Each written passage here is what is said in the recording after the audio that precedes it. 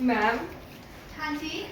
Ma'am तुसी जियो infotech दी नवी offer आई है 60% of the तुसी देखी है? हाँ जी मैं देखी है पर मैंने पूरी डिटेल नहीं पता। चलो मैम तो पूछते हैं। जी आ जाओ। Excuse me ma'am. हाँ जी मैम ਜਿਹੜੀ ਤੁਸੀਂ ਜੀਐਨ ਇਨਫੋਟੈਕ ਦੀ ਨਵੀਂ ਆਫਰ ਲਾਈ ਹੈ 60% ਆਫ ਵਾਲੀ ਤੁਸੀਂ ਉਹਨੂੰ ਡਿਟੇਲ ਵਿੱਚ ਦੱਸੋਗੇ?